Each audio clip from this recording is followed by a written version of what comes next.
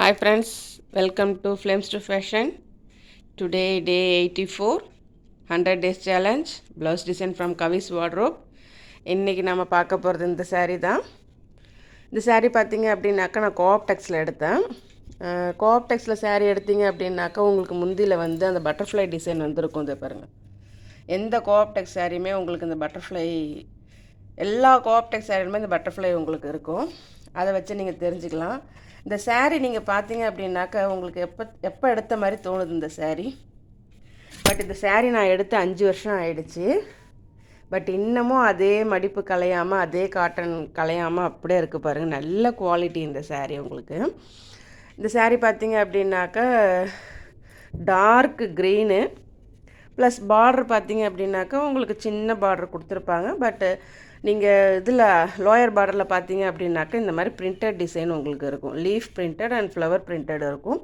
saree ஃபுல்லாகவுமே உங்களுக்கு குட்டி குட்டி ரோஸ் ஃப்ளவர்ஸ் வந்து பிரிண்டட் கொடுத்துருப்பாங்க.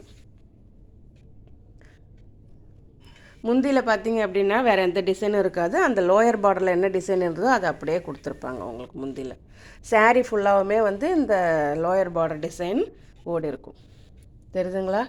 உங்களுக்கு தெரியும், நான் saree எடுக்கும்போது அதில் ஏதாச்சும் ஒரு எப்படி சொல்கிறது, ஒரு ஸ்ட்ரக்சர்டு பேட்டர்ன் இருந்தால் தான் நான் அந்த சாரியை நான் எடுப்பேன். நான் இதில் வந்து இந்த டிசைனும் இந்த கலரு எல்லாமே எனக்கு ரொம்ப பிடிச்சதுனால இந்த saree நான் எடுத்தேன். நான் இந்த கலருக்கு இந்த வயலட் ப்ளஸ் இந்த பேபி பிங்க் கலர் வந்து அந்த அளவுக்கு மேட்சாக தெரியும். இது காட்டன் saree தான் உங்களுக்கு. இது இந்த காட்டன் சாரிக்கு பார்த்தீங்க அப்படின்னாக்கா ரன்னிங் ப்ளவுஸ் மாதிரி தான் கொடுத்துருந்தாங்க. அதில் எந்த ஒரு கலருமே இல்லாமல் வெறுமே க்ரீன் கலர் saree தான் இருந்துச்சு உங்களுக்கு வந்துச்சு. அதை நான் எப்படி பண்ணியிருக்கேன் அப்படின்னாக்கா ஒரு ஃபேன்சி டிசைனாக மாற்றலாம் அப்படின்னு சொல்லிட்டு தான் நான் இந்த டிசைன் பண்ணியிருக்கிறேன். கைக்கு என்ன பண்ணியிருக்கேன்னு பார்த்தீங்க அப்படின்னாக்கா சாரியில் உங்களுக்கு இந்த வயலட் கலர் இருக்குது இல்லைங்களா, வயலட் ப்ளஸ் இந்த ரோஸ் மிக்ஸ்டு கலர், அந்த கலர் கிளாத் எடுத்து ஒரு லைனிங் ஒன்று கொடுத்துட்டு ஓரத்தில் பைப்பிங் கொடுத்துட்டு, ஓரத்தில் இந்த வயலட் கலர் பைப்பிங் கொடுத்துட்டு நடுவில் ஒரு பட்டன் ஒன்று. இது ஒரு ஃபேன்சி டிசைன் மாடல் தான் இது. இன்ஃபேக்ட் இந்த டிசைனை எப்போ பண்ணேன் அப்படின்னாக்கா இந்த ப்ளவுஸை வந்து நான் தைச்சிட்டேன், நார்மலாக தைச்சி 2 வருஷம் ஆயிடுச்சு.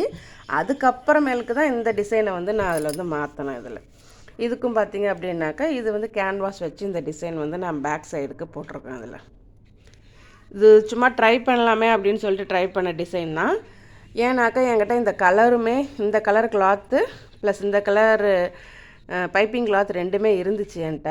சரி, அதை வச்சு இதை பண்ணலாமே அப்படின்னு ஒரு ஐடியா வந்துச்சு. அந்த ஒரு க்ரியேட்டிவிட்டியில் தான் இதை நான் பண்ணேன். நான் நாட்டு வந்து எப்பயும் போல் தான் ட்ரையாங்கிள் டைனேட் பண்ணியிருக்கிறேன். இதில் இது ஒரு ஃபேன்சி டிசைன் அண்ட் ஈஸியான டிசைனும் கூட. இதை நீங்கள் எந்த ப்ளவுஸுக்கு வேணாலும் இந்த டிசைனை நீங்கள் ட்ரை பண்ணலாம்.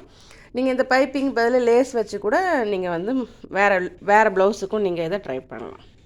ஓகே, இந்த டிசைன் எப்படி இருக்குன்னு எனக்கு கமெண்ட் பண்ணுங்கள். மேலும் இது போல் ப்ளவுஸ் டிசைன் தெரிஞ்சுக்க ஃப்ளேம்ஸ் டு ஃபேஷன் சேனலை ஃபாலோ பண்ணுங்கள். தேங்க்ஸ் ஃபார் வாட்சிங்.